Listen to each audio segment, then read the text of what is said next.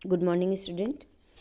आज हम लोग क्षितिज का गद्य खंड मानवीय करुणा की दिव्य चमक पढ़ेंगे, जिसके लेखक है सर्वेश्वर दयाल सक्सेना। आइए बच्चों, सबसे पहले हम लेखक परिचय पढ़ते हैं। देखिए, लेखक परिचय। मानवीय करुणा के दिव्य चमक के लेखक सर्वेश्वर दयाल सक्सेना जी का जन्म, जीवन परिचय पहले पढ़ेंगे। बहुमुखी प्रतिभा के धनी साहित्यकार सर्वेश्वर दयाल सक्सेना का जन्म सन 1927 ईस्वी में बस्ती, उत्तर प्रदेश में हुआ था। बस्ती से ही हाई स्कूल की परीक्षा उत्तीर्ण करने तथा क्वींस कॉलेज वाराणसी में अध्ययन करने के बाद एमए की परीक्षा इलाहाबाद विश्वविद्यालय से उत्तीर्ण की और ऑडिटर जनरल कार्यालय से नौकरी की शुरुआत की। उन्होंने अध्यापक क्लर्क के रूप में काम करने के बाद आकाशवाणी में सहायक प्रोड्यूसर पद पर काम किया। उन्होंने साप्ताहिक पत्रिका दिनमान का उपसंपादन तथा पराग नामक बाल पत्रिका का संपादन किया। उनका देहावसान सन 1984 ईस्वी में हुआ। आइए उनकी रचना के बारे में देखें। सर्वेश्वर दयाल सक्सेना लेखक होने के साथ साथ उच्च कोटि के कवि भी थे। उनकी रचनाएं निम्नलिखित है: कहानी संग्रह लड़ाई, उपन्यास पागल कुत्तों का मसीहा, सोया हुआ जल, कविता संग्रह काठ की घंटियाँ, कुआनो नदी, जंगल का दर्द, खूंटियों पे टंगे लोग, नाटक है बकरी, बाल साहित्य है भो भो खो खो, बतूते का जूता, लाख की नाक, लेख संग्रह है चरखे और चरखे। साहित्यिक विशेषता इनका कुछ इस प्रकार से है। सक्सेना जी की रचना क्षेत्र काफ़ी विस्तृत है। उन्होंने बच्चों से लेकर प्रबुद्ध वर्ग के लिए रचना की है। उन्होंने तत्कालीन समाज में व्याप्त विसंगतियों और अव्यवस्थाओं पर चोट की है। उनकी रचनाओं में स्वाभाविकता एवं सहजता के साथ गांव की परंपराओं का भी सुंदर चित्रण है। इनकी भाषा शैली। सक्सेना जी की भाषा अत्यंत सरल, सहज और लोक भाषा की महक लिए हुए है। उन्होंने अपनी साधना और सामान्य भाषा के माध्यम से असाधारण अभिव्यक्ति बड़ी सफलता से की है। उनकी भाषा में तत्सम तद्भव देशज शब्दों के साथ उर्दू भाषा के शब्दों की बहुलता है। मुहावरों के सहज प्रयोग से भाषा में सजीवता आ गई है। जैसे तत्सम शब्द स्मृति, अमृत, अस्तित्व, आस्था, साक्षी इत्यादि। उर्दू में जहर, मजाक, बेबाक, जिंदगी, तकलीफ, जिस्म आदि। आगत, फादर, इंजीनियरिंग आदि। आइए बच्चों, अब हम लोग पाठ का सार समझने का प्रयास करते हैं। देखिए, पाठ कुछ इस प्रकार से है।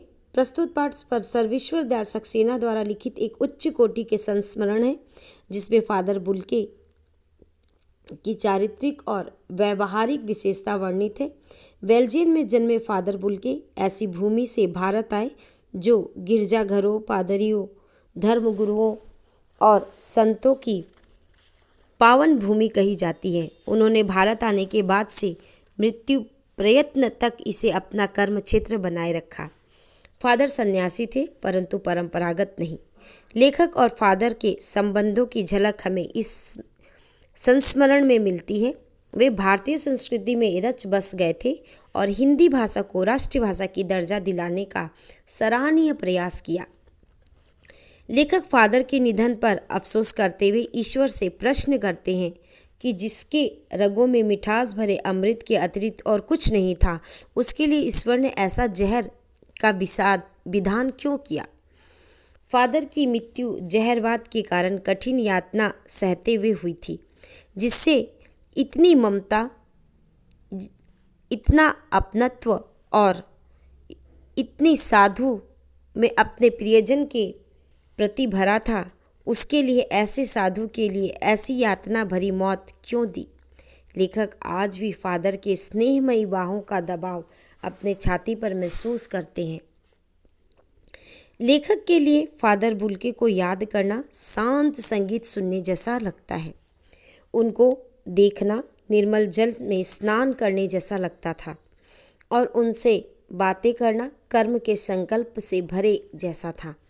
लेखक स्मृतियों में डूब जाता है। वे पारिवारिक रिश्तों में बंधे थे। वे हमारी हंसी मजाक में शामिल रहते थे, हमारी गोष्ठियों में गंभीर बहस करते थे, हमारी रचनाओं पर बेबाक राय और सुझाव देते थे, हमारे घरों के किसी भी उत्सव और संस्कार में बड़े भाई की तरह खड़े रहते थे और पुरोहितों की तरह आशीष देते थे। लेखक ने उन्हें कभी कभी भी क्रोध में नहीं देखा, अपुति सदैव ममता और प्यार से लबालब छलकता महसूस किया है। उन्हें देखकर लेखक के मन में यह जिज्ञासा सदैव बनी रही कि बेल्जियम में इंजीनियरिंग के अंतिम वर्ष में पहुंचकर फादर बुल्के के मन में सन्यासी बनने की इच्छा कैसे जाग गई, जबकि उनका भरा पूरा घर था। लेखक प्राय अपनी बातों में उनसे पूछते थे कि आपको घर की याद आती है, तो अक्सर यही कहते थे कि मेरा देश तो अब भारत है। हाँ, जन्मभूमि रैम्स चैपल की याद आती है, माँ की बहुत याद आती है। वे अक्सर माँ की स्मृति में डूब जाते थे। माँ की चिट्ठियाँ उनके पास आया करती थी, जिन्हें अपने मित्र डॉक्टर रघुवंश जी को दिखाया करते थे। उनके पिता और भाई के प्रति बहुत लगाव नहीं था। पिता व्यवसायी थे, एक भाई पादरी हो गया था, एक भाई काम करता था, एक बहन थी जो सख्त और जिद्दी थी। फादर को कभी उनकी चिंता करते नहीं देखा था। फादर जब भारत में बसने के बाद वो 2-3 बार ही अपने परिवार से मिलने के लिए बेल्जियम गए थे।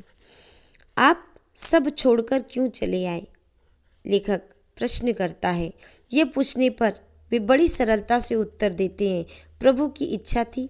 वे बताते थे कि माँ ने बचपन में ही घोषित कर दिया था कि लड़का हाथ से निकल गया है, और सचमुच इंजीनियरिंग के अंतिम वर्ष की पढ़ाई छोड़कर सन्यासी होने के लिए धर्मगुरु के पास गए और कहा कि मैं सन्यास लेना चाहता हूँ, और शर्त रखी कि मैं भारत जाऊँगा।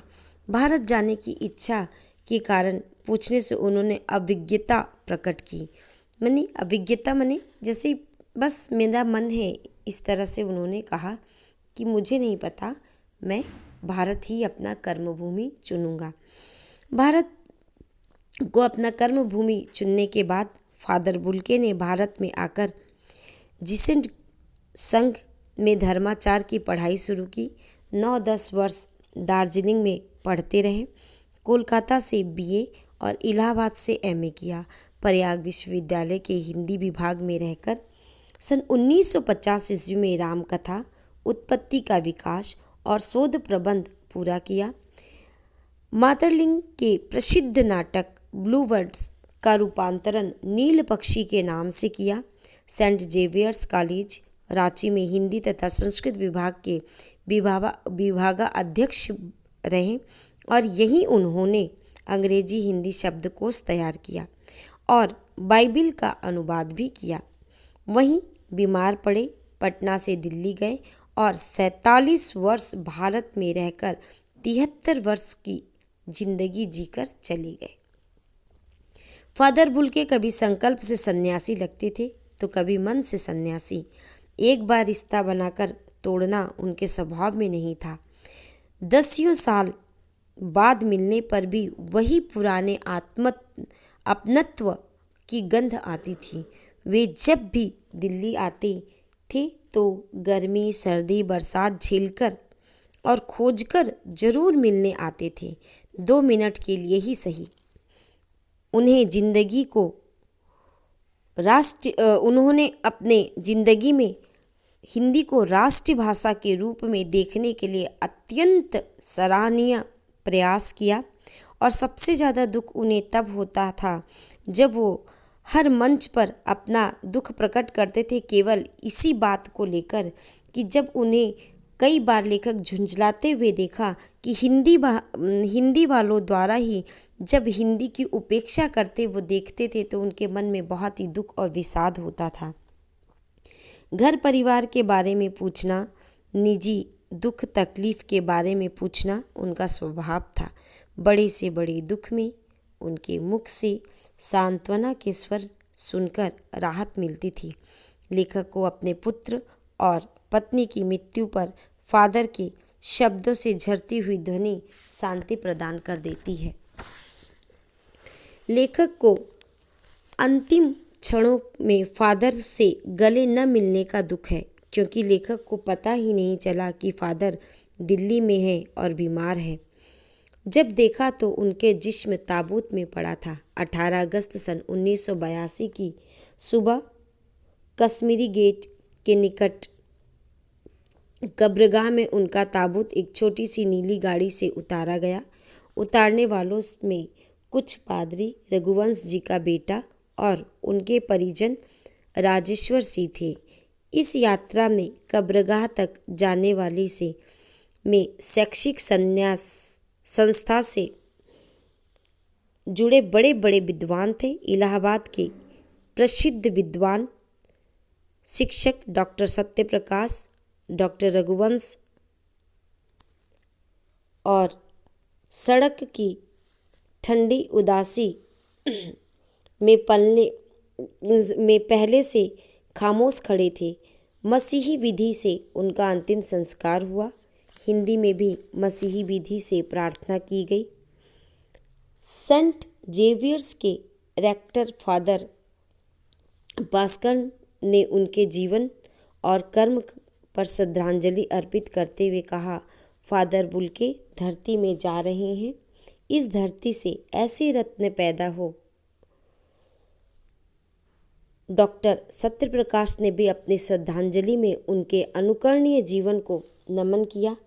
फिर देह कब्र में उतार दी गई और लेखक कहता है कि मैं नहीं जानता था कि इस सन्यासी ने भी सोचा होगा या नहीं कि उनकी मृत्यु पर कोई रोएगा, लेकिन उस क्षण रोने वालों की कमी नहीं थी।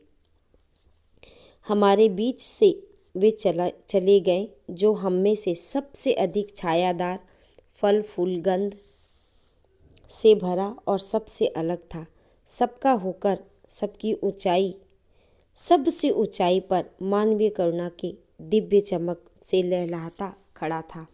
देखिए बच्चों, पाठ में मुख्य उद्देश्य लेखक का क्या है। फादर बुल्के जो एक विदेश में रहने वाले एक ऐसे पादरी जिन्होंने भारत को अपना कर्मभूमि चुना और अपना पूरा जीवन भारत की सेवा में लगा दी। और सबसे महत्वपूर्ण बात तो ये है कि उनकी ये इच्छा थी कि वो हिंदी को राष्ट्रीय भाषा के रूप में देखें, जो आज भी नहीं हो सका। इसके लिए उन्होंने बहुत ही प्रयास किया और अपनी और सबसे ज़्यादा दुखद ये होता था उनके लिए कि जब वो हिंदी भाषा भाषी के द्वारा हिंदी की उपेक्षा देखते थे तो उनके मन में बहुत दुख होता था। कुल मिलाकर पाठ में ये कह सकते हैं कि एक पादरी जिसका दुनिया में कोई नहीं होता, कहा जाता है कि सन्यासी होते हैं और वो भारत जैसे देश में एक बहुत बड़ा साम्राज्य बना के रखे थे। लोगों के साथ उनका ये जो तालमेल था, यही उनका मानवीय करुणा का दिव्य चमक है, जो कि उनके जाने के बाद भी लोगों के बीच में एक स्मृति के रूप में चमकता सितारा की तरह वो रह गए। उम्मीद है बच्चों आपको ये समझ में आया होगा। धन्यवाद।